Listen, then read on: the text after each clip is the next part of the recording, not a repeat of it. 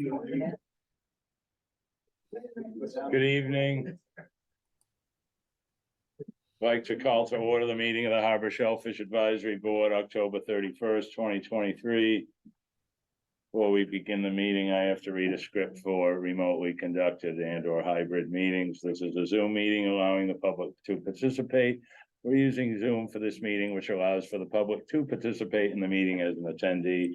The chair can request that members of the public provide their names for purposes of keeping accurate minutes. Attendees must register. The registration link can be found in the description of the Nantucket Government TV YouTube live feed for the meeting. The chair will call on those who have raised their hands in the order they were raised. All questions should be directed through the chair. I, Andrew Lowell, Chairman, will now confirm that all members and attendees are present and can hear me. Peter Brace. Present. Scott Anderson. Present. Jim Sherlin. Present. Dave Bossy. Present. Ginger with us? Not yet. Dave Franzuto. Present. Thank you, Dave. Staff members. We do not have any staff able to make tonight's meeting, I'm sorry to say. Good evening. This open meeting of the Harbor Shellfish Advisory Board is being conducted remotely pursuant to Chapter 2 of the Acts of 2023. This meeting will feature public comment. For this meeting, the Harbor Shellfish Advisory Board is convening by video conference via Zoom app as posted on the town's website, identifying how the public may join. Please note this meeting is being recorded. Take care not to screen share your computer. Anything you broadcast may be captured by the recording. All supporting materials that have been provided members of this body are available on the town's website unless otherwise noted. The public is encouraged to follow along using the posted agenda unless the chair notes otherwise. The chair will introduce each speaker on the agenda after they conclude their remarks. The chair will go down the line of members, inviting each by name to provide any comment, questions, or motions. Hold until your name is called. Please remember to mute your phone or computer when you are not speaking. Remember to speak clearly and in a way that helps generate accurate minutes.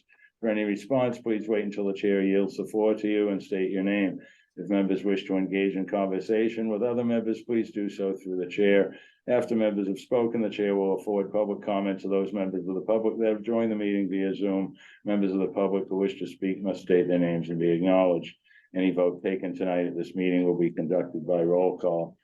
This is the Harbor and Shellfish Advisory Board, Tuesday, October 31st. Do we have an approval of tonight's agenda, please? Motion to approve. Second. Motion's made by Mr. Anderson, seconded by Mr. Sherlin to approve tonight's agenda. All in favor, Mr. Anderson? Aye. Mr. Sherlin? Aye. Mr. Brace? Aye. Mr. Franzuto? Aye. Mr. Bossy? Aye. Has everybody seen the draft minutes for October 7th meeting?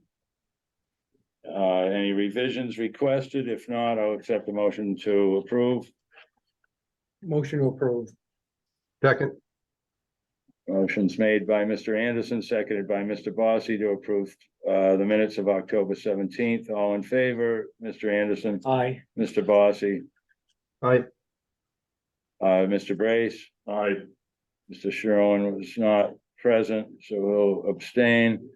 The chair votes aye as well. Under chairman's report, I'd like to just mention that both Tara and Jeff Carlson are not able to be here tonight. So I know most or all of you are here to talk about seed strandings, which we can still do. We just will not have the insight and direction of Mr. Carlson or Miss Riley. So we hope you'll stick around and share with us your thoughts. We'll also have some new items coming up at future meetings about a solid fill pier inside of the West Jetty, Petro Landing, and what can be done at Petro Landing in the future that we can try to talk to the land bank about, and a few other important items Mr. Franzuto has brought up that'll be added to our agenda. Our next meeting will not be until November 21st. We're canceling our November 7th meeting because it's at the same time as the special town meeting. Marine Department report, Chairman, Mr. Brace. are you saying that you're gonna add what Dave, those items Dave wanted to bring up to tonight's agenda or to the No, 21st? they'll be on our future meetings Okay. agenda. Yep. Marine Department report. Do we have any representation? No, she was not here. Natural Resources report. No representation as well. Any public comment on marine or natural resources? Not hearing any. Harbor watershed public information outreach ideas, a topic we've been talking about since our forum back on September 9th, I believe. We have a few irons in the fire, so to speak, to continue with public outreach and information on stormwater runoff. We'll continue that discussion unless somebody wants to speak anything new tonight on that. Not hearing anything new on green crabs. Nothing to report at this time. Thank you, Mr. Anderson. Harbor Action Plan Committee, Harbor Shellfish Advisory Board recommendations. Do we have any discussion on that tonight? Mr. Chairman, Turn up your volume, please, Mr. Franzuto. Yes? it's up all the way. The, Harbor Plan Committee hasn't met. I believe they're gonna meet next Monday. So I've got no updates other than I've submitted the same items that I submitted for this board's consideration to them for a discussion at their meeting. Thank you, Mr. Franzuto. Anybody else? Also, I just want to make one correction. The pier that I'm investigating is not a solid filled pier. It's a pier supported by concrete structure across the beach. It's not a solid filled pier. Thank you, Mr. Franzuto. Dumpster sticker distribution. We're still looking to organize getting together for that and soliciting some help possibly from some high school students looking to put in some community time that's required for them. A little concerned about the cold weather as well and how well they're going to adhere. But we certainly are hopeful to move forward on that quickly. Thank you to the Shellfish Association for supplying us with 1,000 bumper stickers to apply to hopefully every dumpster in town that has some information on it about not disposing of any hazardous waste into job site dumpsters. Under new business, regulation revisions related to scallop seed strandings and relocation and recommendations to the select board. I'd like to just let everybody know that this is not a normal Saturday for us to be meeting. Basically, we created this meeting for this subject. We meet the first and third Tuesdays of every month. This is the 5th Tuesday of the month, and also where we will not be meeting the first Tuesday of next month because of special town meeting was another reason for meeting tonight. So I attended a meeting with Mr. Sherwin, Senior, Mr. Cowan, and Mr. Montgomery, along with Jeff Carlson of Natural Resources, discussion about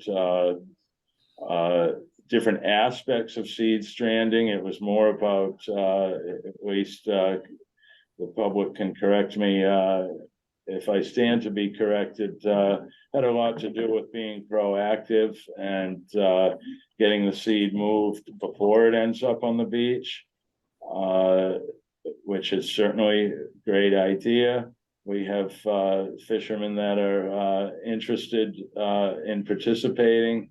Normally, there is a certain few that are always willing to participate. Some may have distractions that keep them from being able to participate, and others may not have any interest at all in participating. So there was discussion about how we can create some incentive to get more involvement, especially from the commercial fishermen with rigged boats for moving seed. Anybody from the board like to comment?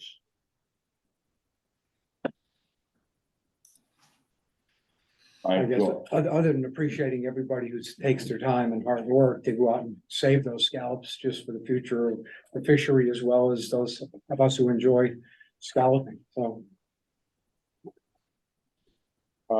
So I'll go a little bit out of order, and since this is what I imagine everybody is here tonight for, I will take some comments from the public. If Mr. Sherwin or Mr. Cowan would like to express to the rest of the members of the public here how that meeting went the other day with Mr. Carlson, and what your thoughts and priorities are, that would be wonderful. Mr. Sherwin. Andy, if both of the members can sit facing up. Guys want to swing around? Over there, over there, Jim, and Mr. Anderson over there, so. Organize the room, Carl. Bruce, you can take it from there. Ah. We're sharing. I guess I'd start by saying that we're all pretty much in agreement that we're fortunate to have the amount of seed out there that we have. And basically, it's much more prudent and efficient and easier to move seed from the water than it is from the beach. Taking in especially account of survival of the seed. So Tara has indicated there are a few areas that are just loaded with seed. We had an event last week where it only blew about 40, maybe with gusts to 45, and we had quite a bit up on the beach in Wallwinnet. And I just see that happening every time there's a blow, because the seed is apparently from Quays to Fulton's Harbor Channel, and basically from the east side of Hockenwood to the Wallwinnet dock. So it just seems to me that we're gonna have red flag days if it's more on the beach than the Natural Resources Department can handle themselves. And they were great, by the way. They were really very, very good when we were moving seed in Wallwinnet. So I don't think there's a one size fits all for all the fishermen. It may be a combination of ways to effectively move this, to rally the troops. And we just wanted to begin a discussion, and we involved Jeff in it because he is the umbrella for propagation, management, and enforcement. And obviously, if anything has to go before the Board of Selectmen, if we're gonna change the limit amounts, then SHAB should hopefully come to some sort of consensus for the fishermen before it gets to the selectmen and make a recommendation. That's why we're here, to discuss it. I don't think anybody has one keen idea, but just to put it out there. Just a question, Dan? has anybody come up, Dan, oh, Jan Andy. Bellamy. Okay, thanks. Has anybody come up with a design of a liner for the dredges? No problem. Yeah, I think oyster cage mesh would be, it's fairly stiff and you can just kind of What, just put it in? put it inside the normal dredge. Like with The zip ties? town has been doing it. The town has been, the Natural Resources Department crew has been moving it for the past few weeks at least. Can see, or have you been? No, it's just been tearing those guys at the property. Oh. So they've been doing dredges? Yeah, Any, Mr. Sherwin? the first stranding after Hurricane Lee, what is it, you know, since that stranding was the smallest seed I've ever seen Mm. being moved. Mm. It was very small. A month later, when we moved it a few weeks ago in front of the Warwick House, they had grown quite a bit because, you know, they're growing right now. Yeah. I think the dredges would hold them.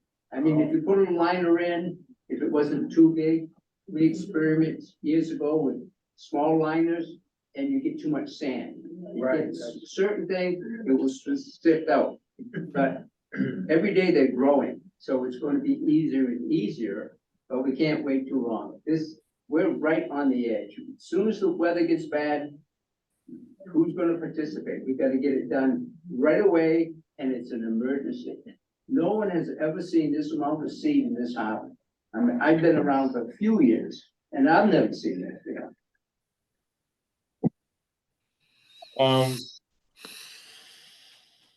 You know, leaving that meeting, there was discussion about, you know, moving seed that's still in the water. And the most critical part being, where it's actually too shallow for a boat to access. And, you know, this has possibly been thought about already, but, I mean, other than getting push rakers out to gather it and then transfer it into a boat, has anybody ever tried simply, you know, carrying dredges to shore, get them at the edge, boats out in the deeper water, and pulling away from the beach and trying to gather them in that fashion? Just a thought that I left that meeting thinking of, but also as far as creating incentive to get more involved, I think it was very successful program that the NSA was willing to fund, paying fishermen to move seed. I don't think it's all just fine to expect fishermen to do this without being paid. Volunteerism, of course, is wonderful, but some people are, you know, wake up every day needing to work to survive as well. And so there was some discussion on where money can come from. I don't think it's fair to just assume that the Nantucket Shellfish Association can continually fund this type of activity. They were very generous in the first round, and I believe $10,000 was put up for moving even more, another $5,000 onto that. I think speaking in regards to Matticat, Yes, that ended up being 13. this is Samantha Danette for the record. Samantha Danette, Executive Director of the Nantucket Shellfish Association. So that ended up clocking in at 13,500. That was for 2 weeks in Matticat. It included a final day of transportation of seed to town. So that included a couple boats and trucks where some additional costs came in. I want to back up a second before we get too deep into what the plan is here. I think it's important to draw a distinction between two things. There's seed strandings and there's seed management. And I think it's important, we've experienced seed strandings, red flag events, emergency closures, where it's blowing up on the beach, and that's all hands on deck. I would agree that that warrants a red flag and a closure. I think it's important to differentiate what active seed management looks like. The project in Matticat, we consider seed management, that was a proactive effort. What happened after Hurricane Lee, that was a stranding. So going into a commercial season where we're considering potential of wind events and red flag days, I think it's important to look at those two. So from the Shellfish Association perspective and the discussion of compensating fishermen for their work, if it's a stranding where things are ending up on the beach, and it does call for a red flag, per our regulations, that's one thing. I think, using boats, using bodies for management of seed is a little different. That's, I think, where compensation can come in. I've met with Tara a few times, looked over the maps with her. So far, there are no concerns about things being in unreachable parts of the harbor. If things are left unattended and there are a number of days with wind, that's when we go into seed being in places that are unreachable. That's where we need, more folks on the beach with totes. So I think we kind of have two conversations going. I just kind of wanted to put that out there first, that management and stranding are different things. Seed strandings, I think, is a little bit more the opinion of, SHAB and the town and how local government chooses to enforce those regulations. I think fisheries management is where the opinion of SHAB and the Natural Resources Department can be supplemented with financial support from the Shellfish Association. That makes sense. That makes perfect sense, Sam, so thank you very much. So as far as, the difference between strandings and management, it was more the management end of things where, the incentive, as far as, I'm just gonna stay on the subject of money. I believe the Shellfish Association was paying $500 per boat. Correct, For- $500 per boat. For roughly how many hours? About 5. Mm-hmm. And if we do decide to go the route of a management project where there's financial compensation involved, there are a few kind of asterisks that come along with that. So the project in Mattakit was incredibly organized. We would like to bring some of those same features if we do an active management project in Nantucket Harbor.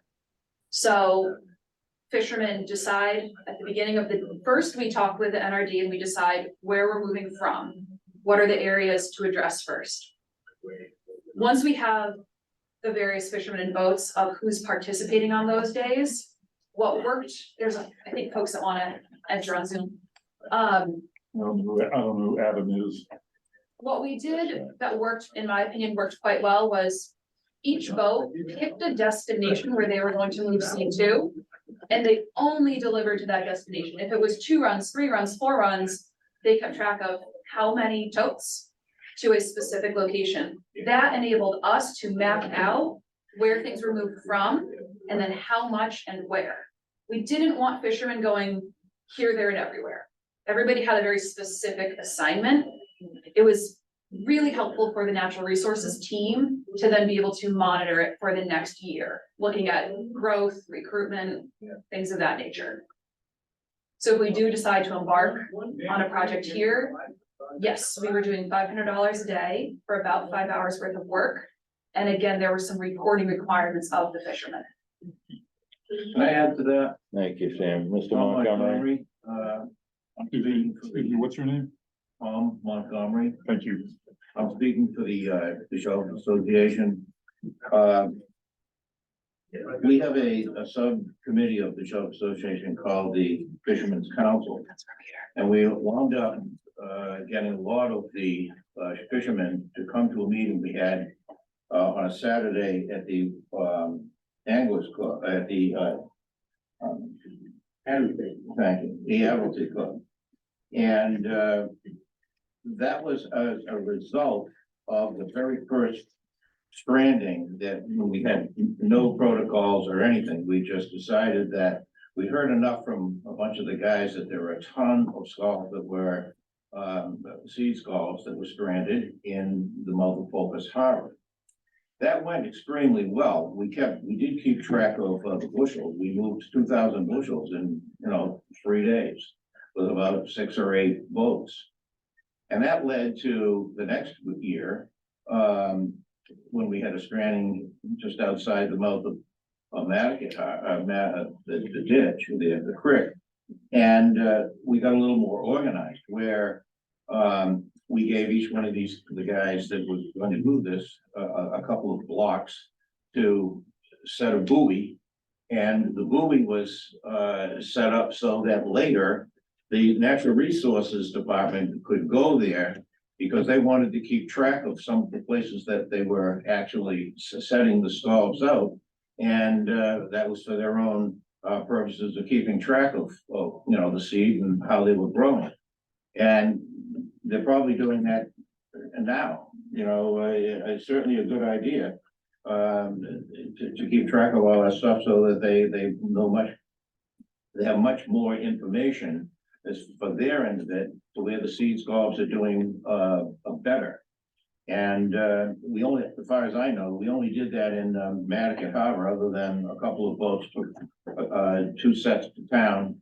And we and so they do a GPS thing for wherever it is they're setting them. And because we have such a situation now where nobody's seeing so many scallops, seed scallops, with a lot of, without any grass to hold them, you know, that's why we're getting all these strandings. And so I just wanted to throw that out. I definitely think that the Shellfish Association wants to you know, help as much as they can by paying these guys. But we're not rich enough to be funding this thing. And so a lot of the guys that were at that meeting and we've been talking about this, we'd like to know where else we can get the funds to subsidize these guys to spend 5 hours a day. And we don't expect them to do it for nothing, but the town can't expect the Shellfish Association to fund it at the same time. I mean, we don't mind, you know, helping out, but it's just, it could take a lot of money if we have the kind of winter it looks like we're about to have for this grant. Tom, perfectly understandable. Correct me if I'm wrong, the 3 of you that were at the meeting. Did Mr. Carlson mention he was going to research where some money could come Yes. from through his budget? And there's also, In the future. well, I mean, let's face it, government works very slowly. Right. And the NSA can work, you know, do a tailspin around us because you're a nonprofit. That's where we come in. Yeah, but I mentioned the few new agenda items. Mr. Franzuto is requesting, one being the embarkation fee, which is 50 cents per head. Everybody who comes over here, it comes out of that ticket price. Is it mentioned that up to $4 million has been collected from that 50 cents per person? Mr. Franzuto? Yeah, I've been talking to the finance director, and I'm awaiting the revenue and expenditure figures, so I don't have a good number. I can't speak for Carlson's budget, but I can say that years past, the Marine Department or the Propagation Fund did pay fishermen to move seed. You know, they have to submit, they basically submitted invoice on an agreed amount, and they're cut a check. But like I said, I can't speak for the status of Carlson's budget right now, but I know that the mechanism is in place to use town funds or shellfish funds or natural resources funds to pay for seed moving. Thank you, Dave. The embarkation fee is actually has to be approved where that, I believe it's for where that money is appropriated each year at the annual town meeting. And I can stand to be corrected on this as well, but basically the police department has been receiving that. And there's Mr. Franzuto, can you step back in and give the definition of what the embarkation fee is to be used for? Well, it historically has been used for the payment of CSOs to direct traffic during boat time. but the The legislation, actual definition, yeah. yeah, the legislation, I don't have it in front of me, but the legislation was passed in 2003. If you give me 2 seconds, I can pull it up. But infrastructure improvements around the harbor. Give me 1 second. I just sent this out this morning. Yeah, so any town that has, I'll cut to the chase on a lot of this, but basically any town that has a ferry going in there that transports more than 100 passengers per day, the town can charge up to $1 per purchase ticket. We adopted that in 2003, and the Dave, basically what I wanted to get to was, the money is, a majority of the definitions for what the money is to be used for are harbor related. Is that all right, it correct? says, yeah, harbor services, public safety protection, emergency services, or infrastructure improvements within and around the harbor that receives the money. So, like I said, harbor services, public safety, emergency service, and infrastructure.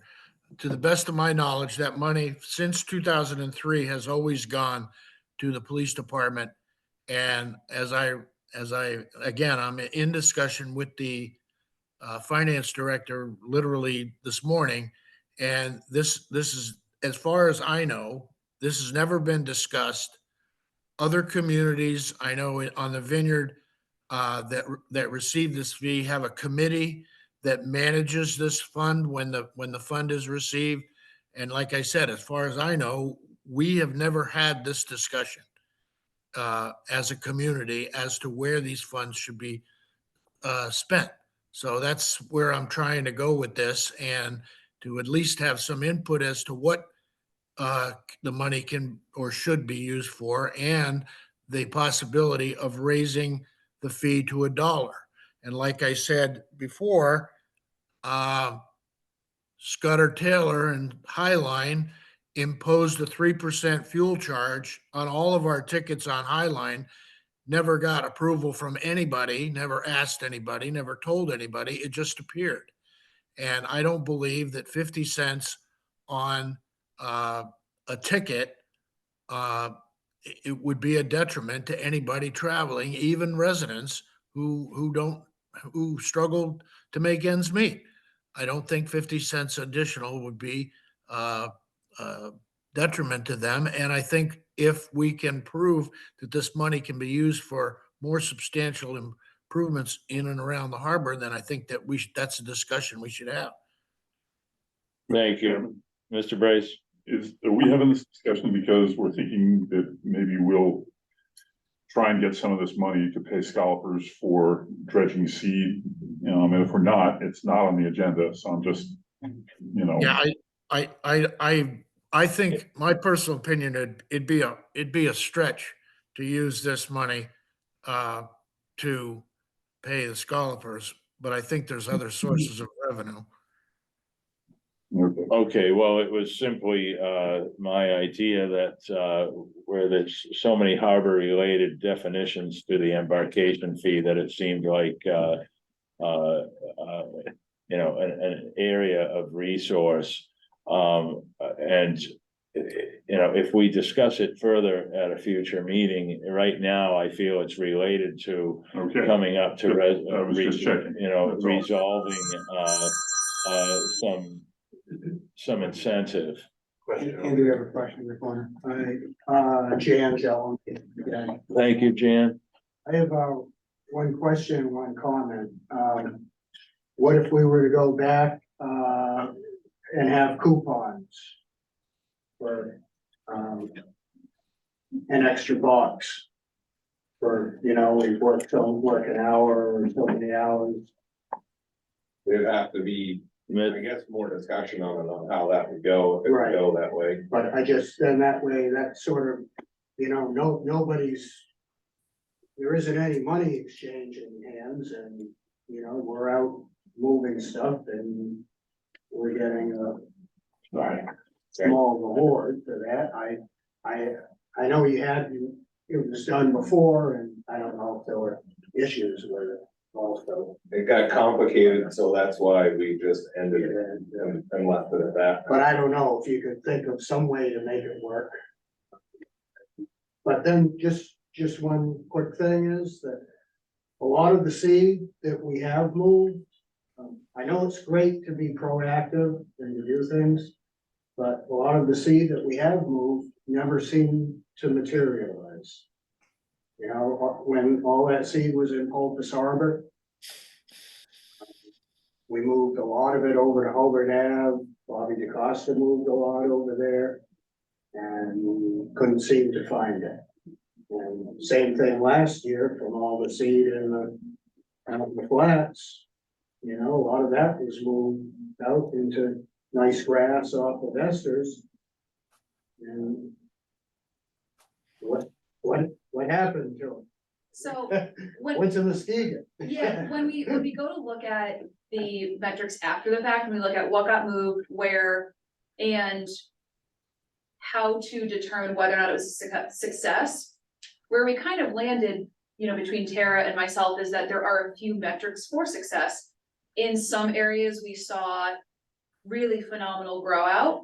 In some areas, there was significantly increased recruitment. So there's a couple reasons that you move seed. Sometimes you're gonna move it so it can move to a new place and continue to grow. In some places, you are hoping that it will spat the next year. And then in some places, for example, right now up by Fifth Bend, you know, that's an area that is so incredibly dense. If we don't move some of it, it will all go into failure to thrive. So sometimes, like in Madkit, for example, when we took things out of the flats, even if you didn't end up finding what we moved, and there were other, where we moved seed to, there were metrics of success in those relocation sites. When you consider the original site, we did also see that seed grew out appropriately. If we had not thinned it out, there was a chance that it would all die off. So, you know, fisheries management is not a clear, it's not a perfect science. And scallops, we know that they're funny little creatures. They swim, they move. We're not moving to a place and they're gonna stay. But I do think that Madkit was successful in a number of different ways. Not one metric was above all glaringly successful. There were a couple different things going on. And I think that that's the best that we can hope for in Nantucket Harbor. And I still think that that's enough to do something. Well, I will say anecdotally, I have heard, people diving in Third Bend. I've seen the seeds that was moved there is thriving. Yeah. Yeah. So I thought that was interesting. I would only add that, Thank you, Jan, through, through me, everybody, yes. when you wanna speak, and A comment? Mr. Sherwin's been wanting to speak as Oh, well. sorry. The Go only thing I ahead. would add to Jan's question and comment, it would be that if it dies on the beach, it's definitely not gonna help, so. That's a good point. Quickly, I would just like to announce, Jim Sherwin, our new member on the board. We've been, a 6-member board, since, one member resigned about almost a year ago now, maybe. No, he resigned in the spring. Okay, so we're grateful, to have, our 7th member with us and also being a fisherman, on the board, we feel is very important. So, Jim, what do you have? I was gonna say, I just wanted to make a discussion of, some, not necessarily payment, but, or something from the town, because I just want to point out, like, say the Shellfish Association didn't exist. How would the town or us deal with this issue of seed stranding and or seed moving? For propagation reasons, like what would the town do if the Shellfish Association didn't exist? How would people get paid or get compensated for their work? I think that needs to be discussed. If it needs to be some from the town and some from the Shellfish Association in the future to get people to do it enough to get this done. Sounds like right now, if the have Shellfish no money. Association, sorry, Jim. Oh, go ahead. Sorry to cut you off. Sounds like right now, if the Shellfish Association didn't exist, ship fishermen wouldn't be getting paid because there's nothing in place. So that's a pretty simple. I think there needs to be conversation from both parties. To be fair, and the town needs to have something in place. If it's Mr. coupon, money or something, it needs to be a standard thing, otherwise people are always questioning what we're doing. Like, how are you gonna get, how's it gonna come up? It needs to be like a set. Hold that thought, Dave. You know, Jan brought up the coupons. I've heard That's that right. it's complicated. JC, can you? Well, I mean, you get some people that think they deserve more. It's the same thing with the money or less. But then when you get an abundance of them, I mean, like if you're paying, say it, like how Sam was saying it, $100 an hour to a box or a coupon an hour. And then like, for instance, this year you have a ton of seed to move, and then say somebody ends up with 25 coupons or more. They might not ever use those, and then to try and keep the accountability of that, it doesn't work. We tried it. And it just turned into a big complicated mess, and that's why we got away from it. Okay, I guess the other side of it is if you don't have any money, then how do you do it? You just move it out of the goodness of your heart, I guess. I mean, it is your industry. You're gonna get five Mr. guys, Chairman, like every other Mr. time. Chairman, That's not fair to everybody else. Mr. Mr. Franzen, Chairman, about the coupons, some ways I agree with JC and others I don't, in the fact that how many commercial licenses are there currently? And more importantly, how many guys are gonna be actively fishing? Because I think the number is reduced to the point where maybe the coupons is more manageable now. So much the And amount of guys. my second question is Carl Sherlin, Bruce Callen, you guys, what is the outlook? What is your prediction? What does it look like right now for a successful season? Are we seeing a lot of adults? Is there going to be a halfway decent season or a season comparable to last year? What are you guys thinking? Well, it's always difficult to tell until the season begins to progress, but, the recreational people have done pretty well. I know Carl has done some surveys through the summer through the Mariah Mitchell Association, and he's seen quite a bit. He can speak to that himself. Where it falls in line with other seasons, we never really know until it's all over. No, I know that, but I was just wondering, I mean, I guess one of the things I was thinking about was a delayed start. Delay the start for a week and put those efforts into moving seed. And what your guys' thoughts on that are? I mean, has the vineyard opened? They usually open a couple weeks earlier than us.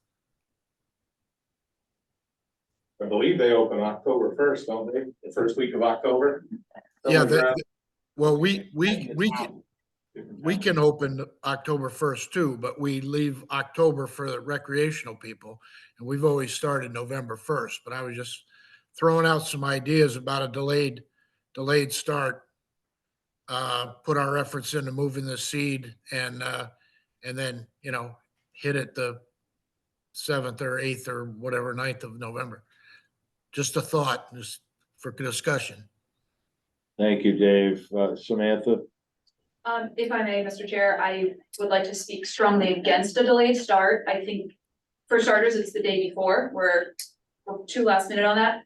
I also think when you consider I believe more strongly in rewarding and supporting those who are investing in the fishery, if that means financially.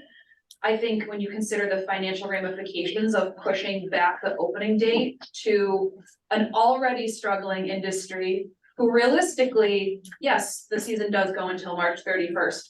What happens after January 1st in the marketplace is so volatile to take away, days of income from, again, already struggling industry.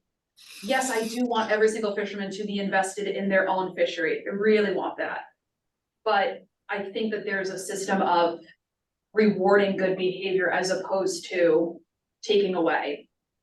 The caveat to that being, in a stranding event, being different. Put the red flag up, all hands on deck. And, participate, that's different. But again, to take away from people's livelihood when we have other creative solutions. Can I respond to that, Dave, Mr. Chairman? Yeah, I mean, if you go with Bruce Cowan's opening remarks, you guys are gonna be doing strandings, through January. So, I mean, it was just an idea for discussion, but it's something to consider. well, there's certainly a lot of angles to look at this, Dave, and I'd, like to have all the opinions aired out. Well, of course. So that, whoever's going to create a proposal for regulation revisions, we've got all the best ideas out there to choose from. What do you do instead of coupons, not to cut you off? No, It's a simple way to do I it. was going to you I don't know next. if you guys would be in par for it, because I know you have your own agendas on the weekend, like me and you were talking about. Yeah. But if they could say, for instance, this week, they go up Friday and move the seed on Friday, open it on Saturday, all the guys who went out on Friday and moved seed get to go get 5 bushels on Saturday. I mean, it's a simple solution. There's no coupons. Here's your day. This is the day you go. If we do it the following week, whatever you do that week, you get to go that Saturday. See, this is, to me, immediately, Well, then you're, No, I understand that, and I don't know if that floods your market out. Well, or- you're pretty young, I'm getting pretty old for that. you're still 1 day for 1 day. Mr. Chair. That item, idea was discussed amongst the 4 of us, 5 of us, including Mr. Carlson, that the other day. And that is one of the viable things that we came up with, that very idea, and to get around the coupons. So I think I ought to think about that a little bit further. well, and the other idea was increasing the catch. Right, to 6. And having the 1 day for seed moving. Mr. Logan. John Logan, with regard to that 6-day fishery proposal, I, for one, have another side job that I work on the weekend, so it'd be unavailable for me to do. Yeah, right. And I am all for and willing to participate in seed movement, seed management, and in total favor of a solution to this. Somebody floated this idea to me, which, again, it's a volunteer item, but Monday through Friday, you go get your 5 bushels, you get your 5 bushels in the boxes, you make another tow, fill the culling board up with seed and move it. And that's your daily contribution, 5 days a week. They won't do it. They won't do it. Somebody's right in my face said, I will never do this, and he's been scholarship for 25 years. I felt like punching him right in the face. They won't do it. They won't do it. I'm not gonna do that. I'm not gonna do that. He's been scholarship for 25 years. They don't wanna All contribute. right, well, Carl, what if we, Carl, what if we just somehow get, 50% more people involved? It should be 100%. You can't be fooling around. You got seed all over this harbor. You can't be farting around with all this, do that. Everybody's gotta participate, and the dollar sign is gonna be on the bottom. You can't be paying. If the Shellfish Association didn't exist, there'd be no money. There's 25%, 75% is supposed to come out of the licenses fee. That is helping the hatchery. I have no problem with that at all. But what you should have to pay these strap hangers that don't want to participate. The ones that participate have to get rewarded. The other You're right. strap hangers that stay at the dock have to be penalized. That's it. That's it. When somebody says, I'm not gonna do that, and they've been scalloping for 25 years, that gets my gall, you know? Mr. Chairman, we can record that, I don't care. It already is.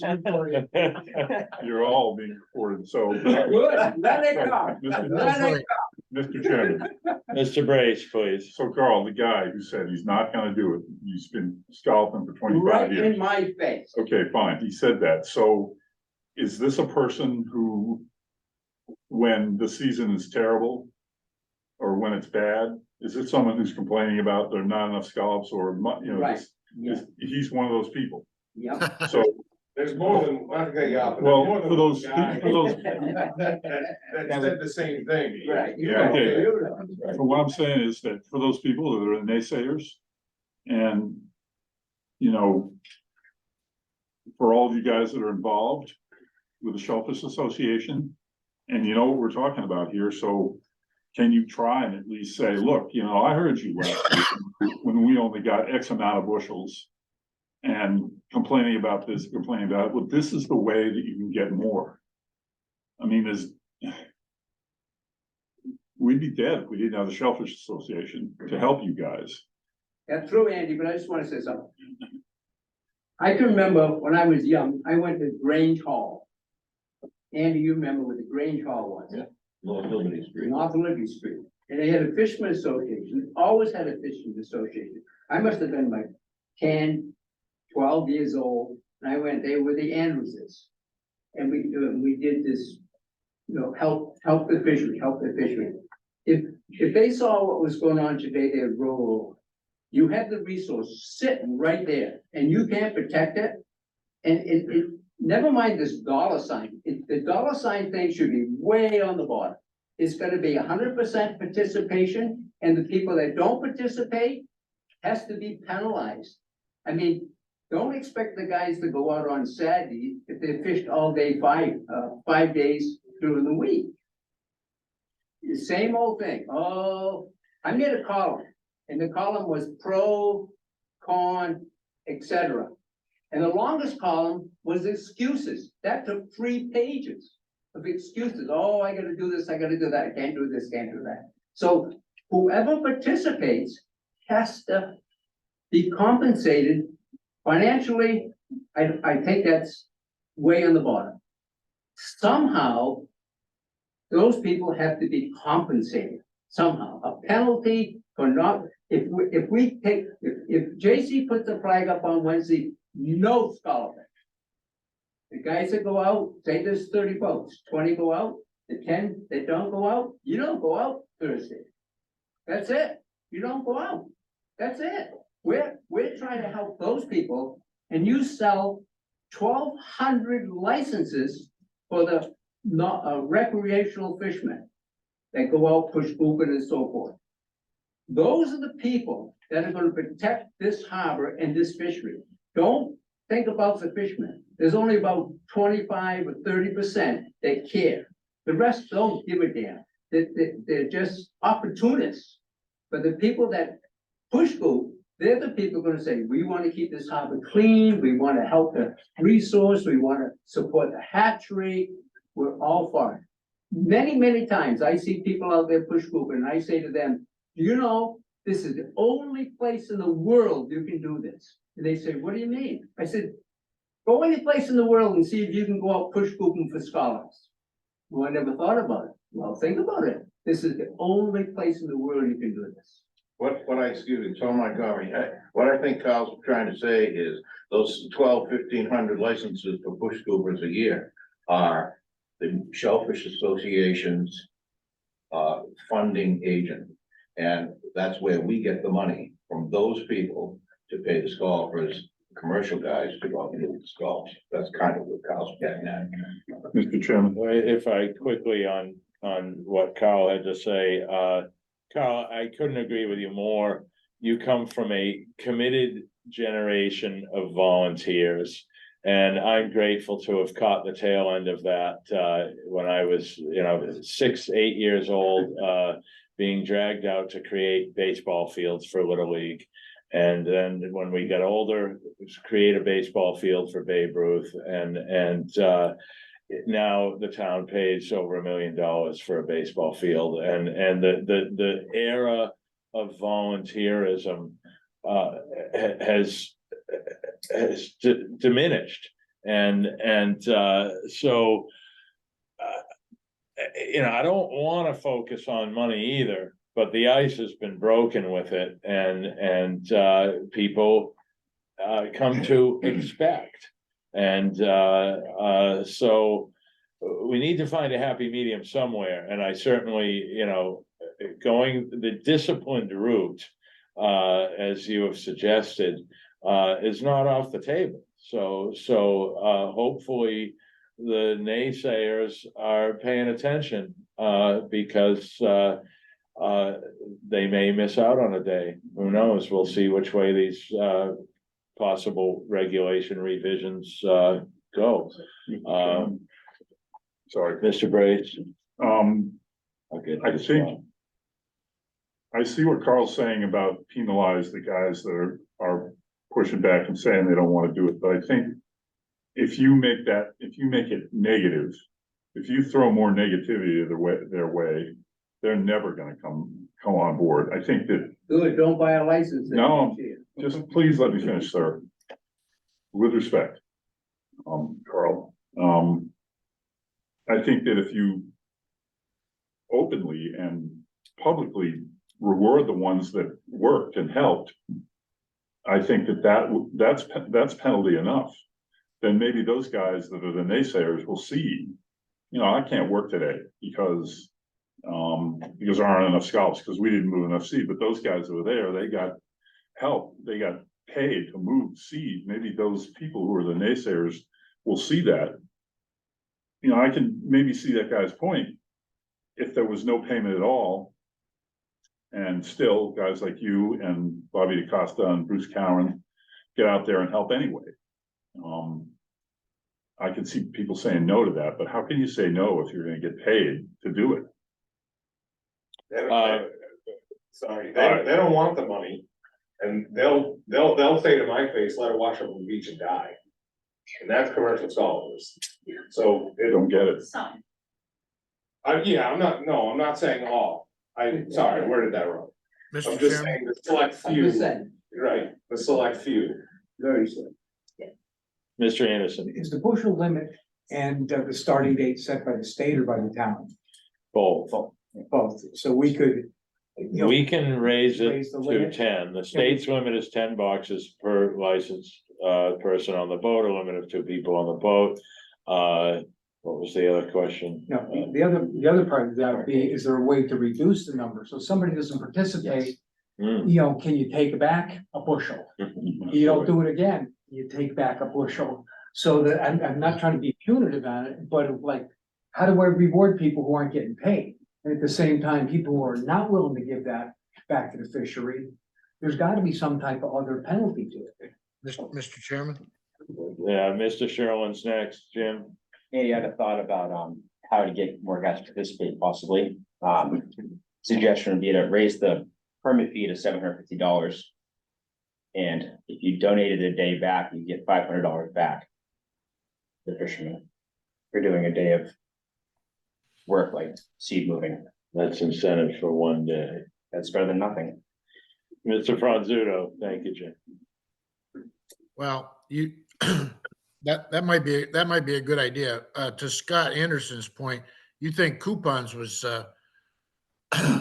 cumbersome. Taking a bushel back would be really difficult. But my question was, after this meeting that you guys had with Carlson the other day, were you waiting for input from this group and this discussion to have another meeting with them and come up with some ideas or come up with something concrete to do? Dave, we were In other hoping words, to, where do we go from here?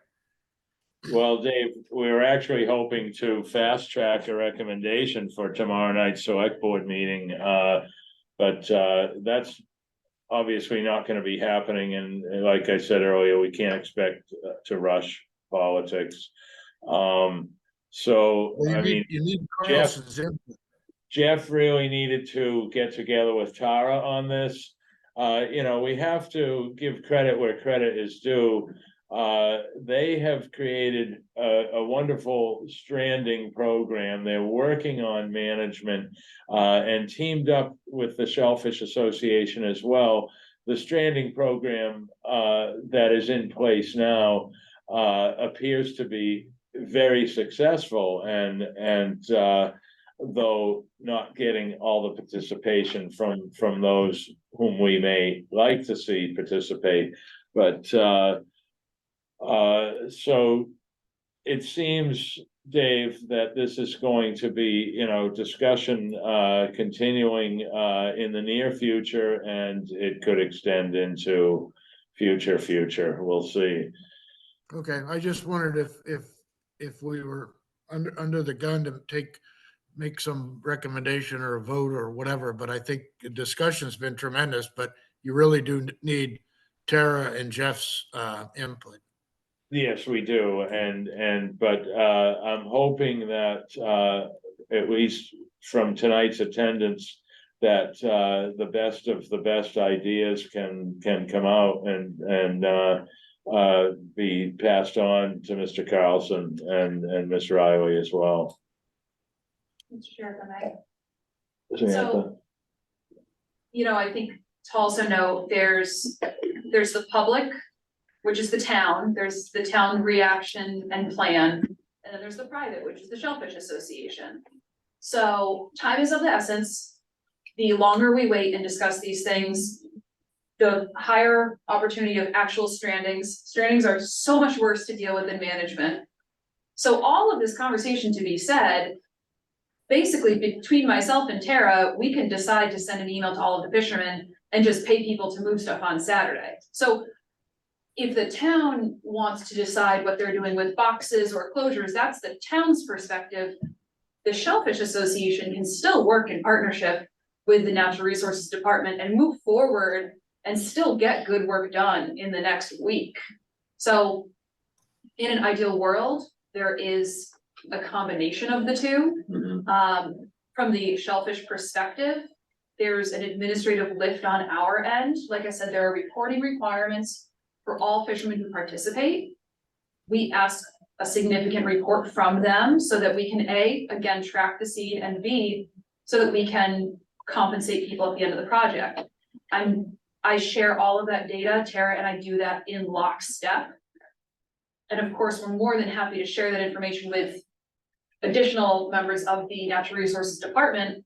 If the town decides that they want to, do some sort of coupon incentive program, we as the Shellfish Association are already doing the administrative lift on tracking participants for management for our own compensation. We will of course share that if the town would like to add further incentive, which I think could be, to your points, we can't really take away. I know there's a lot of debate of whether or not to close days, but I think a combination of public and private, that's where we can really get good work done quickly.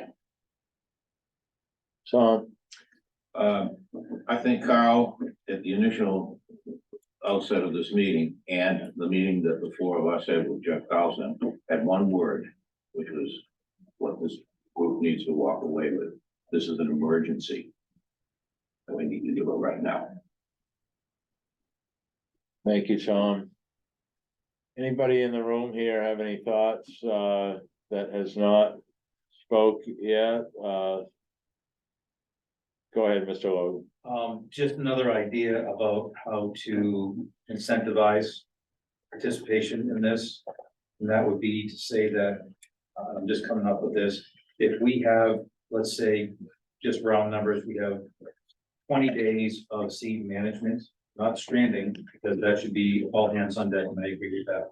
But if we have in this year, 20 days of seed management days, whether it be during the week or on the weekend, you can take a roster of who's participating of the commercial guys.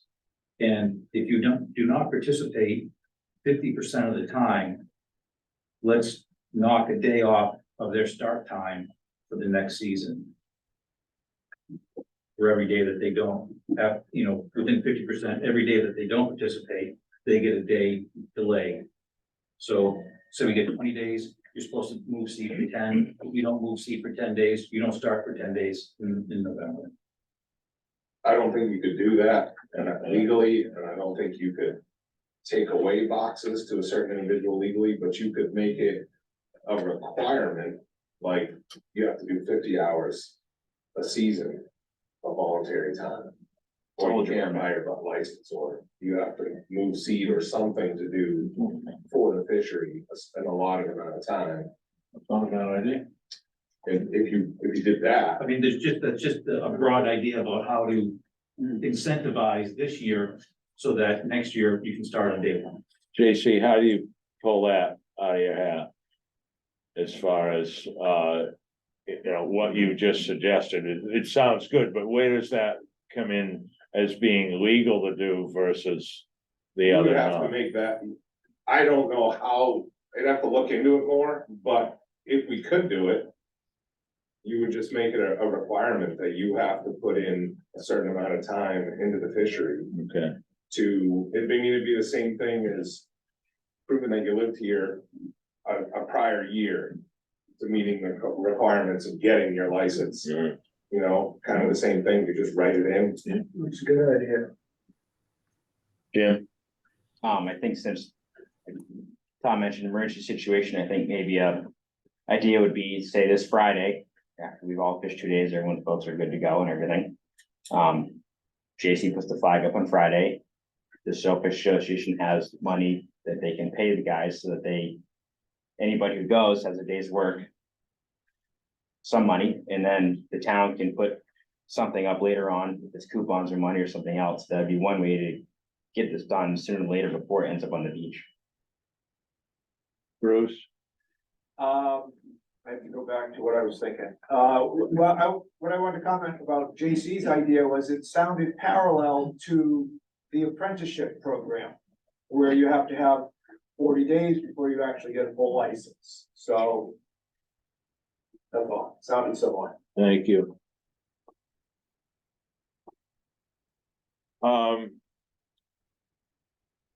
Few faces here in the room that, first of all, I'd like to put, names to the faces.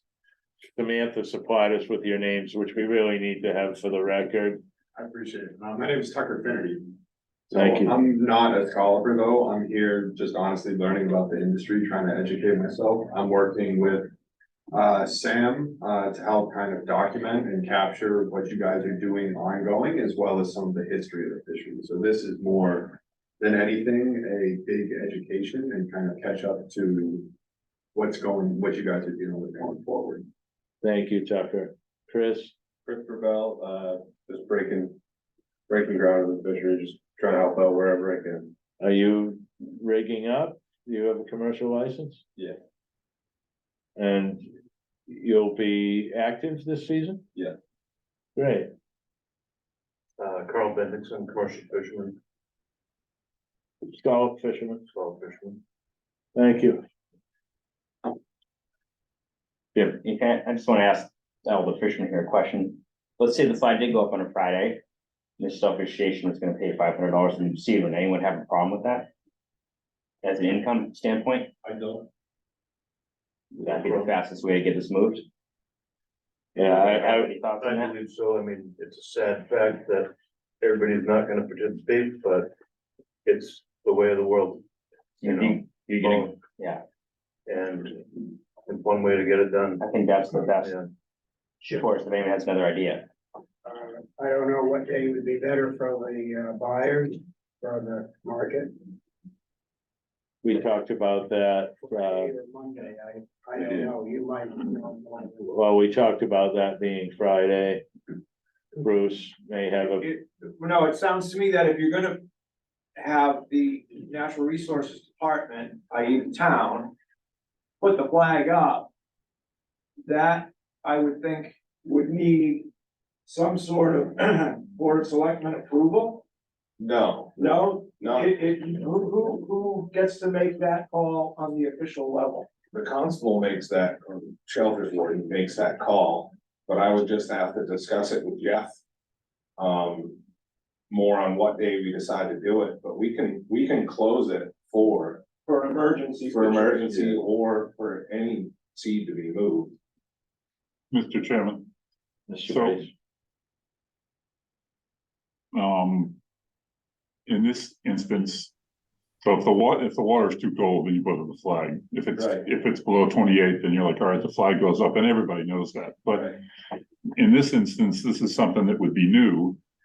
And so some sort of, public awareness campaign would be warranted. You'd want to tell everybody that this could potentially happen. JC might put up the flag, and that means we're all gonna go out. You guys are all hopefully gonna go out as many as possible and help the town scoop up the seed. So that when In the paper. in the paper and natural resources hopefully uses their social media accounts to get the word out so that everybody knows, so it's not a Mr. shock. Chairman, And then all those naysayers who are saying, I'll never help, they're gonna be like, huh? I just can't help but think that the ones that are saying I'm never gonna do it, how can they say no to helping out? Mr. Chairman. Just a second, Mr. Franzuto. Sorry. Yeah, I think that's a good solution for this particular emergency. To Mr. Sherlin's point, $500 for what period of time? 5 hours? Sure, I mean, that's, say, regular fishing day. We were doing it from 7 till noon time originally.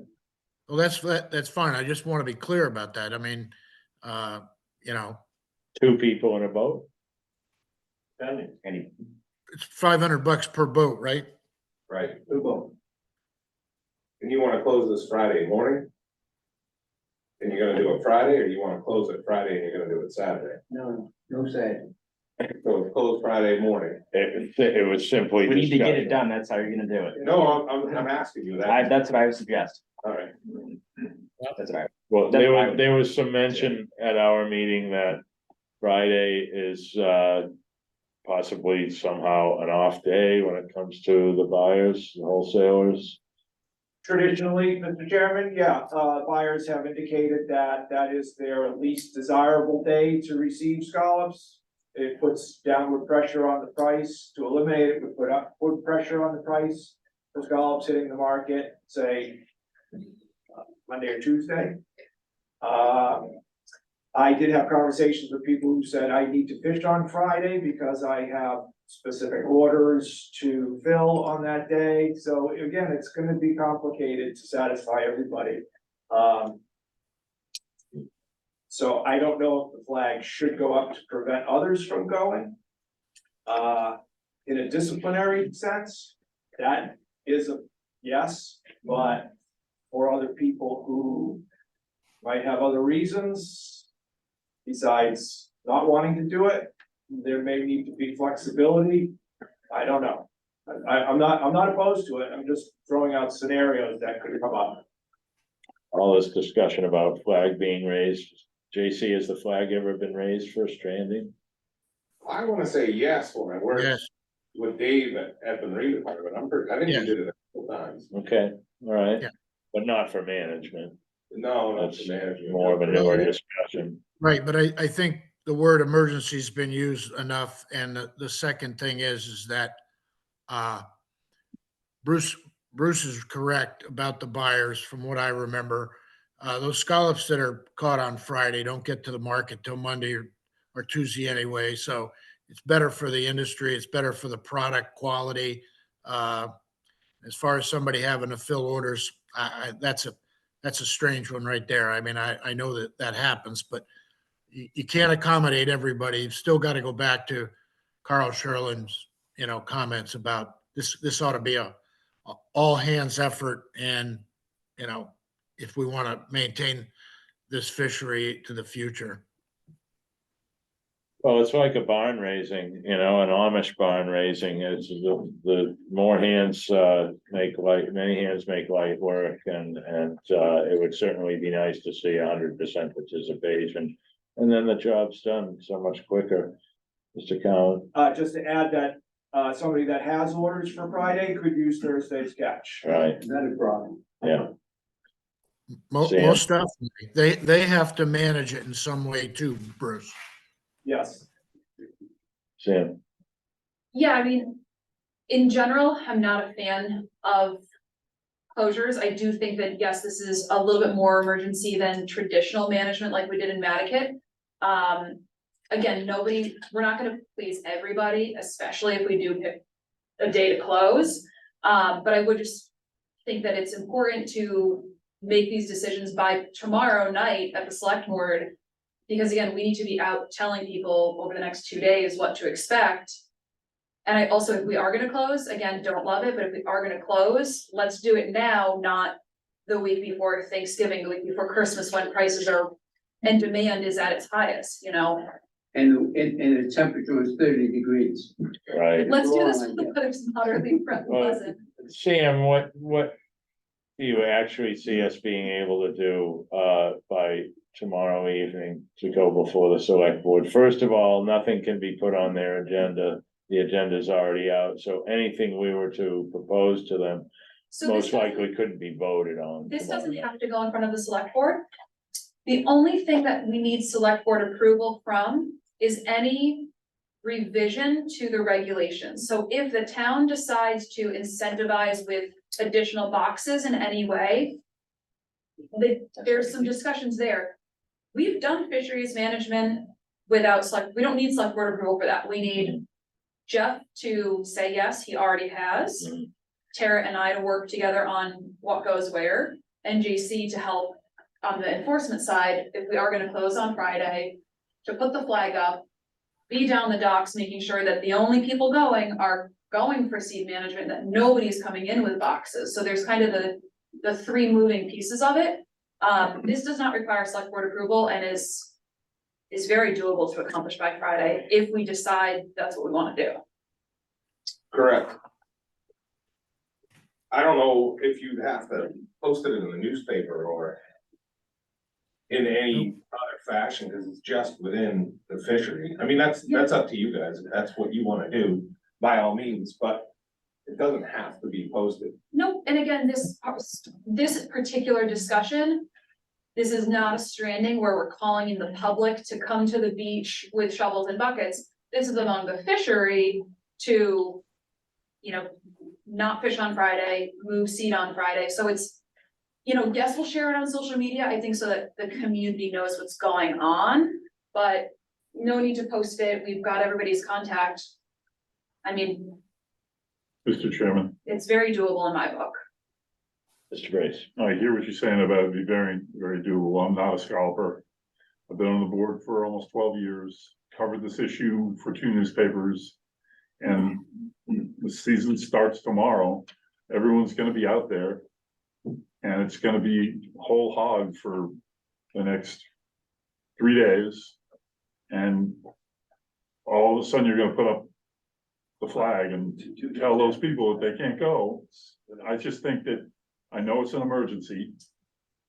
But the Tara and the boat, they're going out almost every day, they're scooping up seeds, so that's still going on. I just say that we take the time and get it right, so that you do it the following Friday. And let everybody go out there, and, because it'll be mayhem, and you may only just get the people in this room helping out, if that. Just a thought. Also, I want to say, and JC knows this, if you're making a regulation change, if that needs to happen, it has to, you know, of course, get our advice, then it goes to the select board, then they have to have a public hearing on it. And it's 3 weeks of advertising before they can have the public hearing, then, you know, so there's a process anyway. Representing the Shellfish Association, I agree with Mr. Brace about not doing it this Friday, giving it a week. I just don't see how that's gonna work. If everybody's gung ho on tomorrow and Thursday and Friday also with very little notification. I just don't see that working. Plus, we're going to have to come up with the money. And we haven't talked to our board about that either. When we hired guys for the last 2 years in Mattakit and in Volpus we had 6 or 7 boats. If we're expecting a fleet to go out there and help us at $500, we're gonna need to talk to our board about coming up with the money. No way, no way.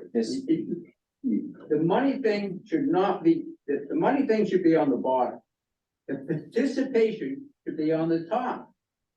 If the Shellfish Association didn't exist, where the hell would the money come from? Mr. Chairman, I agree with you, Carl. The money should be on the bottom. It should On be the that bottom. way, It's gotta be participation. right? Now, Friday, you say no fishing. There's no, Hmm. no Um, landings of 5 boxes or 2 boxes, or whatever it is. JC can take, he's working Friday, he takes it, he looks who's fishing mhm. out of 20 boats or 30 boats. 50% or 75% is participation.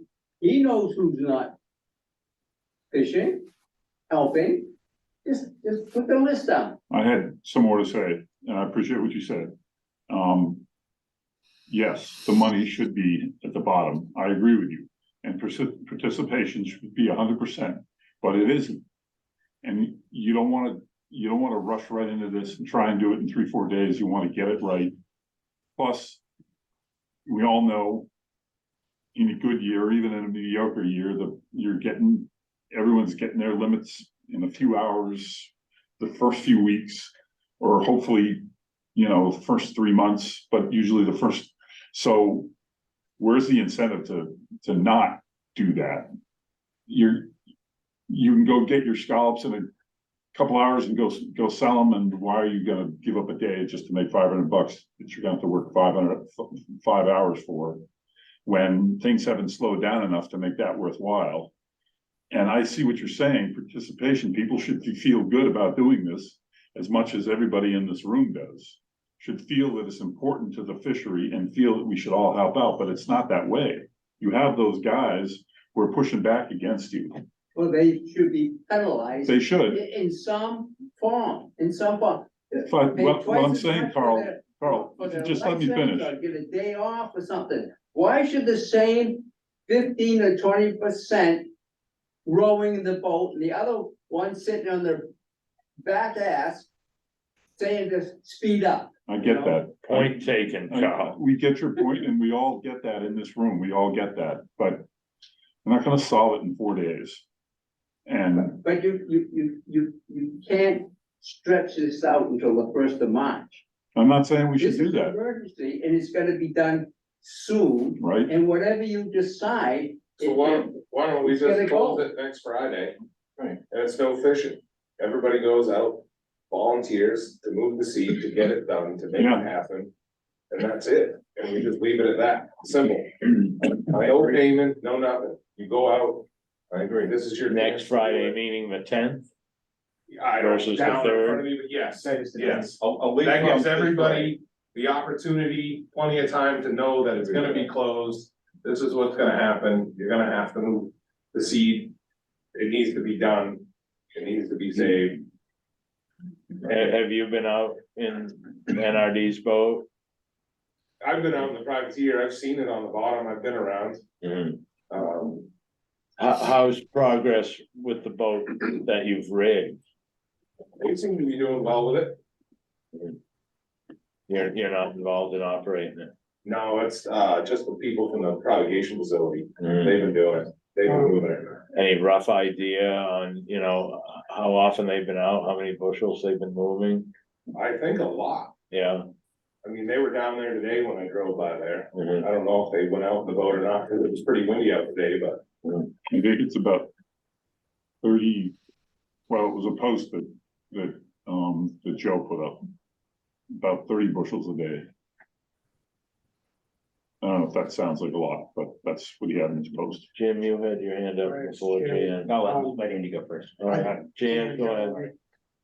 I'd just like to say that if you are going to close it, not this Friday, next Friday, that you should, pursue putting a new regulation in for having the, cost of the license $750, And for next year, I like Jimmy's Yeah. idea better than mine. I had said to Carl and then, to raise it 200 and make it 450, and then same kind of idea, but I think it's better at what you're saying. no, what he originally said was that your license is more expensive. If you do go out and help next year, then you get that money back. Because that makes it an incentive to go out and help Right, next, For everybody. right, for everybody, right, you know, in the future, correct. every year. Mr. Chairman. Mr. Franzuto. Yeah, haven't fought with the finances and the budget for almost 30 years. That it sounds good, but giving that money back is difficult. But the idea of writing into the regulation, after a public hearing and discussion and all that about so many hours being required per year, that's certainly doable, and that makes a lot of sense. And if they don't comply with that, to Carl's point that he keeps saying, which we all agree with, to that point, if they don't comply with that 40 hours or whatever the number is given per year, then they're ineligible to get a license the following year. That's very doable. Giving money back or writing checks as a rebate or whatever they would have to call it, very, very cumbersome within the town's finances. And I want Mr. Brace. one thing I want to say about, I like Jim's idea, it's just that right now we're in a frenzy because it's an emergency and we gotta do something. We gotta do something. So maybe this is an idea that we can do, but then maybe next year or the year after that, we have a year we don't move any seed and everyone's paying $450 for their license and they don't get that back because they don't get a chance to get it back. So you gotta consider that. That's a good point too. And that's why I think the requirement of everybody who gets a commercial license has to participate in the program of either 40 hours of contribution to the town's shellfish propagation program or seed moving or whatever they want to call it. But it's a requirement of the license, just like the proof of residency would be. And then it goes across the board. Everybody is affected the same. Jim. I would agree on that. Something like that should be in place in the future, whether it's that idea or the permit fee. I was gonna mention one thing about something that we do now I know the coupon's been difficult in the past. One thought I had, JC, maybe this would work is, like the tags used on lobster traps or conch pots. You get 100 made, you know what numbers they are. You pass out once the guys who participated, they come in with the safety tag on your box, you cut it off. There's no question on who got a coupon, what it's supposed to look like, or who has them. You have it, use the tag, it's gone. Would that make sense? It'd be simple way to do it. It is. If there's no, But you can't use money, then you still have to do it. You'd still have to do it to the point where, like, how me and Bruce were talking, how like, you'd have to call and say, I'm coming in with it. right, sure, yeah, you have the tag on your box, you Right, know. if you don't come in with it, great, but it would still have to be a notification. Also, if you saw the tag on the box the next day, you'd be like, okay, you obviously used one. Well, what I'm saying is, what would happen before is Sure. somebody would say, like, not call and come in with an extra box. If they don't get caught, they keep the coupon and they make, you see what I'm saying? That's why I'm saying you'd have to call. But the tag's already on the box, so if the tag's in the box, the guy already cut it off, so it's already used. That's good, right? right? The What security can you tag. do, like, we do in fishing tournaments where you're taking pictures, it's time stamped, you send it to JC. Here's doing my extra box. Picture, send, there it is. That's fine too. I wanna go back to the tag though. We could do it with a tag, but that way it would work. But if you have. Because then that way there would be a confirmation that you took it versus where you took the 6 box, you never called me. Right. I never saw you. You ended up going home on Tuesday with 6. You still got the coupon and then you use it again on Wednesday. The tag is already attached to the box and you have to cut it, you have to take it off. You saw the tag the next day, you'd know. So the tag's on the box, right? Yep, You fill that box on Tuesday. You never tell me that Picture you with got the that tag. box. there you go, I guess so. You got Sure. the extra, and then Wednesday I see you and I cut the tag, so you ended up with 2 instead of 1. But with his way of doing it, Sure, you're snapping a picture of it. I know you took it. You see what I'm saying? I got you. Well, sure. not exactly, forgive me for being a little Call confused it here. anytime, whatever. I mean, can't that be the same as he not being called? How about not sending the picture? I mean, No, I'm if he does- missing, what am I right, no, missing? I agree with you. I still think you need to be seen with the box, Yeah. but then I know that you're taking it. You understand? You get what I'm saying? Yeah, I still think you need to. but project we it. know and respect that you can't be at every landing place. And we're Right, never and gonna that's- see 5 assistant shellfish wardens again, so. Right, and that's what I was running into with the coupons, other than I had people that were making them. And then saying they had more than they had, and it just turned into a complicated mess, and that's why I got rid of it. Okay, Mr. Chair, if I may. yes. I think we're now having 2 separate conversations. I think it's important to focus on the emergency situation at hand. What are we doing in the next 2 weeks? And then I do think there's lots of great conversations about regulations. To Peter's point, there are so many other steps that has to go through. This emergency situation is not that, so just to refocus and look at the clock of, can we leave tonight with some semblance of a proposal? Is that a fair ending point for this conversation and revisit regulations another day? Andy, can I answer that? Please do. So your next call tomorrow morning is to Jeff and Tara to tell them how this went and to tell those guys to watch the YouTube video so they hear it. I'm sure that you can, in a synopsis, give it to them and say, this is what we're thinking of doing, and finding out if they can take the step, help all of us, help you take the steps that you need to do for a week from Friday. Find out if it's even feasible. And you don't need us to meet to have that happen, so. So why don't we make this the plan, since we already talked about it? Next Friday, we're gonna put the red flag up. It's closed, no money exchanges hands. Everybody volunteers. He who shows up, he who doesn't. Can you just leave it at that? And write down. who didn't go. Nobody's called Friday. Right, for this Friday. Correct. Sam, We're gonna have 8 votes. I don't generally love a closure. I think that if we are going to do a closure, I believe in carrots, not sticks, and I think that the financial component does need to re-enter the conversation. Again, that's a Shellfish Association decision, and if we're gonna fund it. But to take away again, at the start of the season, to take away a day in an already short season in a struggling industry, that's where, if that's a decision that the town is going to make, then the Shellfish Association needs to have a conversation of how do we feel about that? And are we going to financially contribute? That would be up Yeah. to you, but they're asking for, or Yeah. you were asking for an end result. No, And I that was the agree. last thing that we discussed.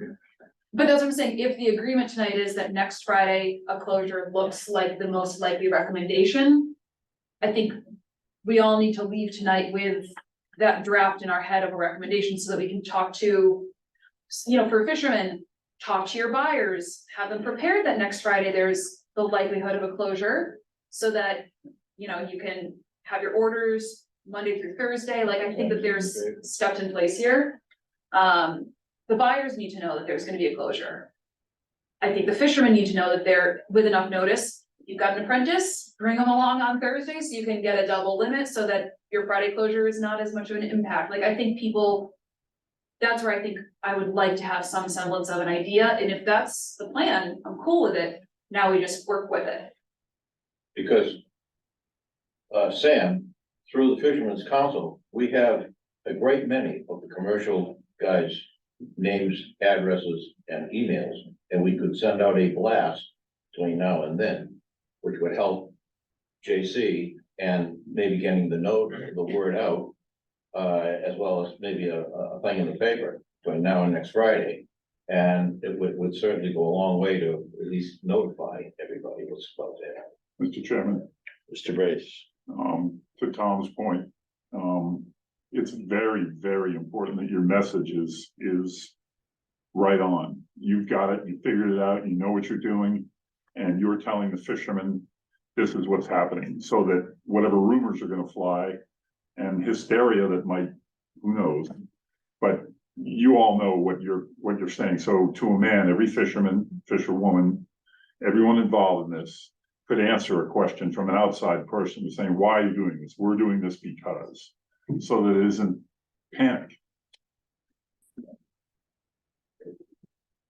Just to make a statement, if we do this closure a week from this Friday without compensation, you're not gonna get 100% participation, be lucky to get 50%, probably a lot less, it's just a fact. People aren't gonna participate. I'm not speaking for everybody, but I know it's not gonna happen. Yeah. No scalloping on Monday then. Either Monday, Friday. Well, for them that didn't participate. I mean, I don't know how you do it, but It's hard to, I mean, is there a 99% of the guys that go scalloping are self-employed. They're not going home and water down their milk because they didn't go one day scalloping. I understand. Andy, Mr. Brace. JC, through all this discussion, I'm wondering in the ideas that we're coming up with, what kind of other layers of enforcement and work adds to, does this add to what you're already doing? No, I can't, to what Carl's saying, you can't penalize somebody if it's open, but if it's Yeah. closed all. It's the only way you do it, so if you're gonna put it on Friday, it's closed to everybody, you can't say on Monday, you 15 guys didn't go, so you can't go scallop on Monday, so. Mr. But Chairman, if Hang on, Dave. Samantha is gonna compensate everybody, then we just need to have we're gonna have to have another meeting or something to determine how this goes, because it's gonna be unresolved for tonight. no, Yes. Mr. Sam, Chairman, I'm gonna let Dave go next. Yes, Yeah. Dave? if you, to Carl's point and to help JC, you put the flag up. There's no commercial fishing for an emergency next Friday because we're moving seed. The guys that are gonna move seed are gonna do it. The other people can't fish. If they're not participating in moving seed, the flag is up, they get, that's violation of the regulation.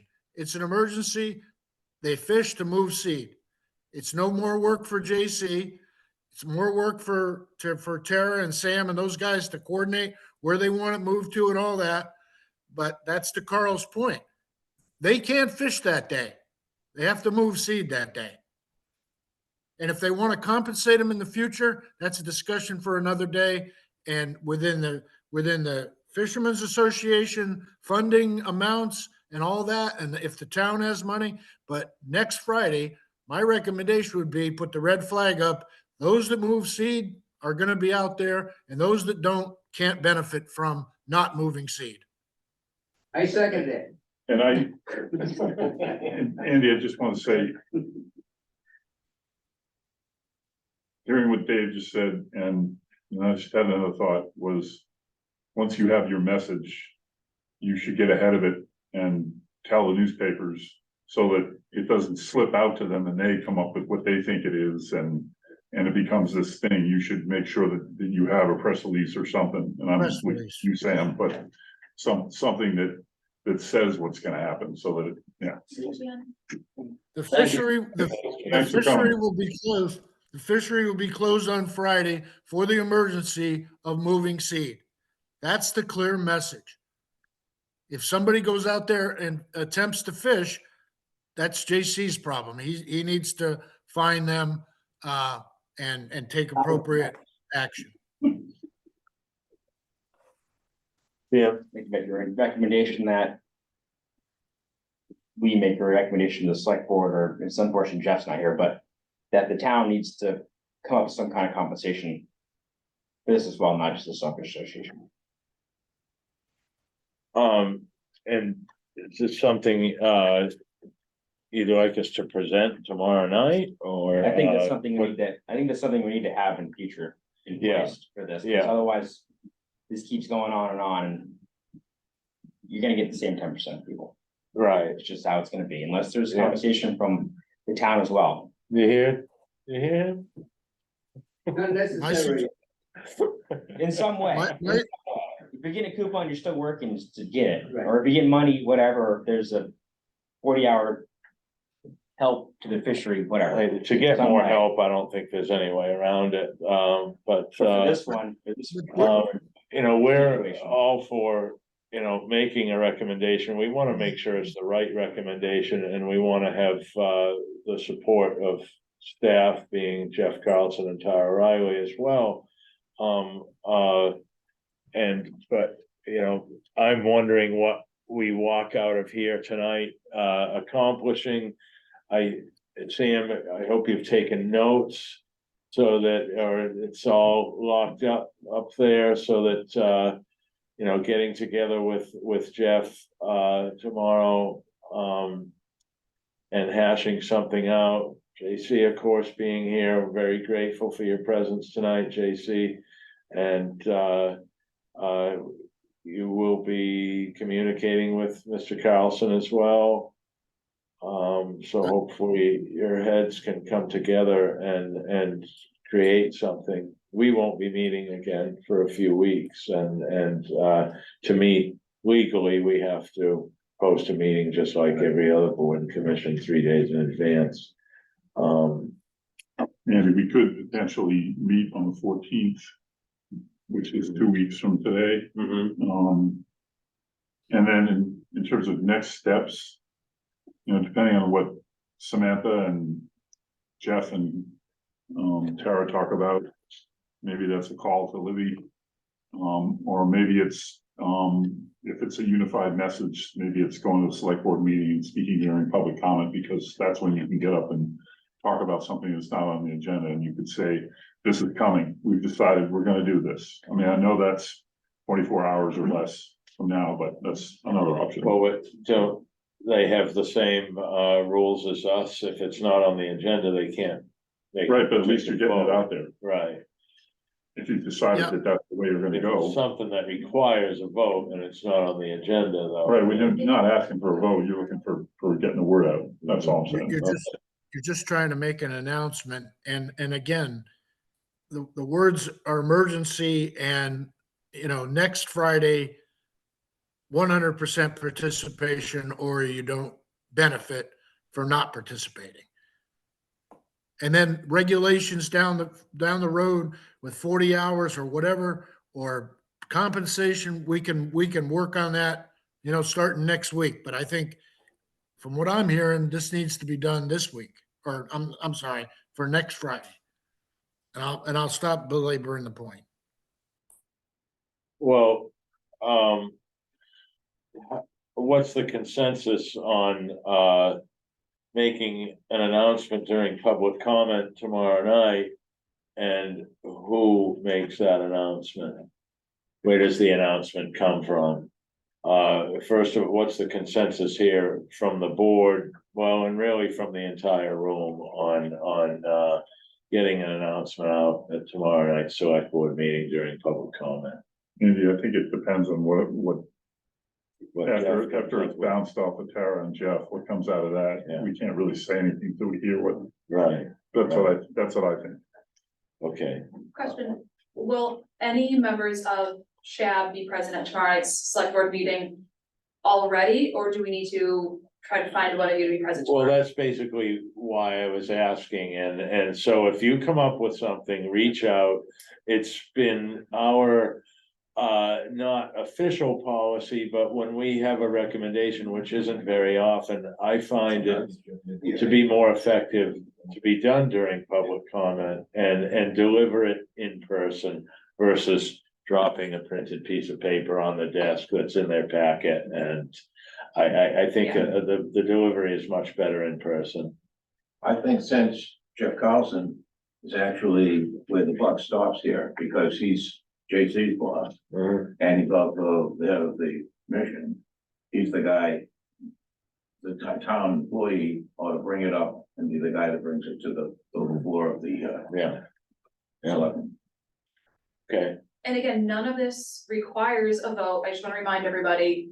Right. Nobody has to make any recommendation. This doesn't require any votes. Tomorrow, the conversations between myself, Tara, Jeff, and JC will finalize a plan. Anything that gets brought up tomorrow night at select board, which I agree Jeff should be the one to present, I will be there to speak in support of a solidified plan, and if a member of your board wants to be there, again, to lend additional support to that plan. But it will just be an announcement for public awareness. It does not require a recommendation, and it will not require a vote. I'd be happy to attend, keep me in the loop.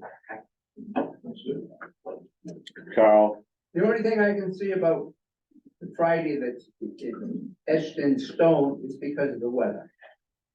There's gonna be a little bit of tweak weather, you could have a no name on next Friday. So hopefully it's Friday, but there's some give and take on that date, that's all, I'd agree with I that mean, if too. it blew like hell Friday, nobody went and say, oh, you didn't do it, but. Go anyway, right? So, Yeah. And then it's on the it's beach. gonna be a little tweak there on that, the day of that week or something. okay, Include that in the language, that's all. Yeah, and Andy can do that, he's a smart young fella. sometimes. Can we say we've exhausted this conversation for the evening? Yes. Andy, Mr. Brace? from the Weather Channel app, Friday the tenth, considerable cloudiness with occasional rain showers, high 51 degrees. Winds west northwest 10 to 20 miles per hour, chance of rain 40%. Correct. What's that, next, a week from Friday? Right. We got a little ways to go, but we can make that forecast. Thank you, Mr. Brace. We At have the just, discretion of the Marine Department.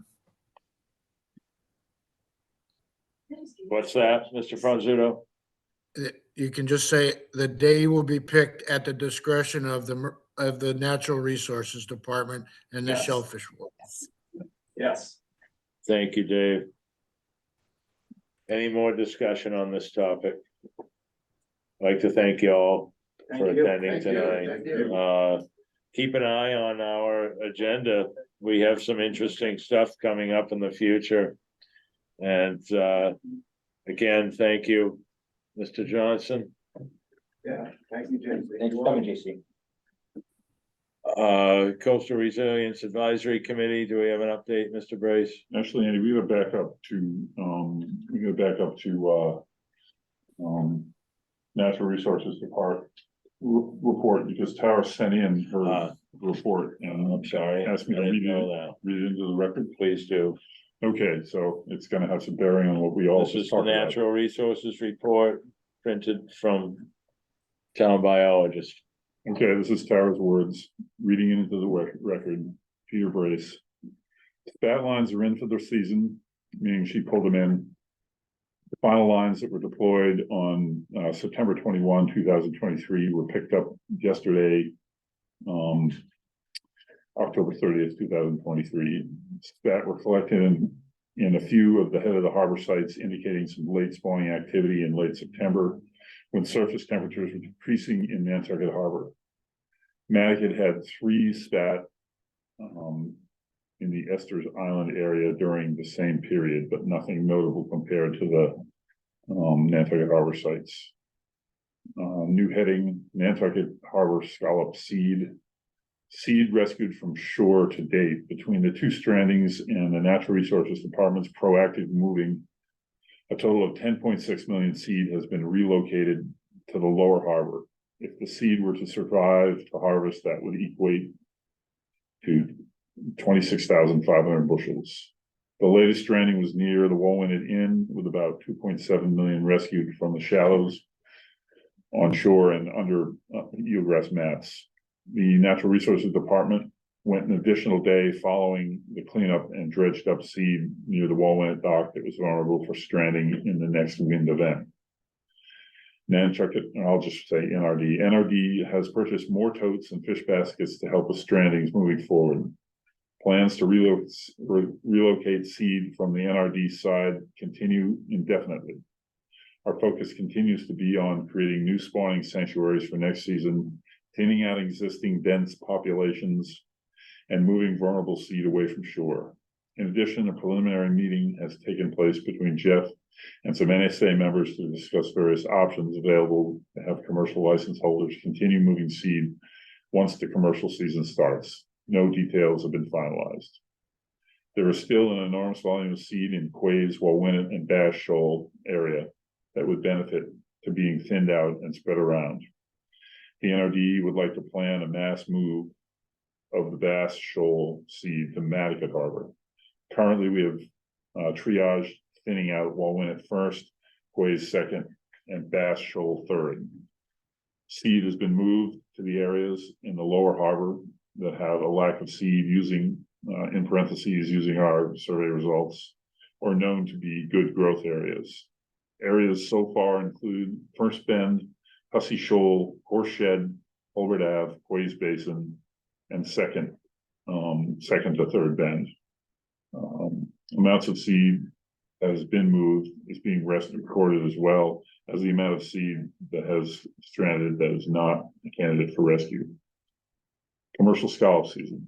The season will open on Wednesday, November 1st with approximately 80 active permits, which totals $20,000. The recreational permit sales average around $60,000 according to the police records. Sediment transport study and dredge planning. Update. We're now about 6 months into the project and the completion date is is this day next year, October 31st, 2024. Since April, the project has been researching previous dredging projects over the last 30 years. We have boxes from Dave Franzu that were excellent sources of previous info. And thanks to Dave for that. Since May, the team has been collecting tidal data from Matticat Harbor, Pulpus Harbor, and Nantucket Harbor using tidal water level meters. Over the summer, bathymetric surveys were also undertaken. Late in the summer, sediment core samples were taken and analyzed, all with favorable results. Eelgrass delineations were also undertaken for all harbors. As an aside, we have added Turconuck to the eelgrass delineations, though not the project as a whole. These data are still being analyzed and are currently planned to be published in due course. All the collected information is being put into a model to look at current and future sand movements in the harbor to undertake the sediment transport study and see where sand moves in estimated volumes. In later phases of the project, this information will be used to understand the best locations for dredging channels and dredging frequency for optimum navigation channels. Pond openings. Thaxter Pond was opened on October 26th and closed itself on October 28th. Hummock Pond is set to be open tomorrow, November 1st. That's it. Thank you, Mr. Brace. Questions or comments on marine or natural resources report from the board? Anything from the public? Not seeing or hearing anything. Okay, so new business, Coastal Resilience Advisory Committee. And I backed up again to the chairman's report, the annual report that I wrote. I'll get Draft to that I that. handed out and that I sent to everybody. Hopefully you got it. All right, so the annual report, due for the annual report that's given out at town meeting, the book, has the board had a chance to review that? Anything they'd like to add or revise or delete? And I must say that waiting till the 21st for us to vote on it when it's due like next week. I know it's late me getting it to you guys like the day of, but When do you plan on sending this in, Peter? end of the week, something like that. I'd like to feel the motion for approval. If anybody thinks of something tomorrow they'd like to revise on it, simply call Mr. Brace about it. I don't think this is something that's so formal that it couldn't be revised or, just a bit before going in. So, So I'd make a motion to approve the draft the way it is. And if we hear from Peter with minor modifications, to include those. Yeah, and if you guys could just email me anything you see that, that you want to correct, or add that I forgot. Basically just go through the minutes and look at all the decisions and everything we did and condense it, so. do we have a motion to approve the draft, with an opening left in there for, possible, revision? Do we have a second on this motion? Second. Motion's been made and seconded, made by Mr. Anderson, seconded by, Mr. Sherlin. All in favor, Mr. Anderson, Aye. Mr. Sherlin? Aye. Mr. Brace, Aye. Mr. Franzuto, Aye. Mr. Bossy with us? Chair votes aye as well. You still here? Well, thank you. Coastal Resilience Advisory Committee update, Mr. Brace? Yes, I'm chairman of the Coastal Resilience Advisory Committee, representative for Harvard Shellfish Advisory Board. For those of you guys that don't know, the plan was adopted by the Select Board January 12th, 2022. That was our first mission, to create the plan, the Coastal Resilience Plan. Now, what we're doing is public outreach. And at the last meeting, we discussed doing a social media campaign over the next 6 weeks to sort of tell people this is the plan, this is what was approved, here are the 40 recommendations. We've all been given homework to come up with posts that then we'll turn into Leah Hill, who is our coastal coordinator, and once a week for the next 6 months, we'll be posting to just sort of make people aware that the plan exists. We'll do another 6 months. We're also doing surveys. We're getting the 25 area association presidents among the Civic League to distribute surveys to their members, asking them simple questions, and hopefully we get information back on their thoughts on the plan and questions for their neighborhoods. So those are some of the things we're doing. Thank you, Mr. Brace. Oh, we're also going to be reaching out to the student newspaper Veritas to try and get blurbs in there as we go along, things that we want people to know. Hopefully the kids will reach their parents, and that'll spread the word further. And then nonprofit organizations that we're reaching out to will hopefully also put those blurbs in their newsletters to further disseminate information. So. Questions, comments, discussion on Coastal Resilience Advisory Committee update? Not seeing or hearing any questions or comments from the public. Last call on that for this evening. Anybody on screen?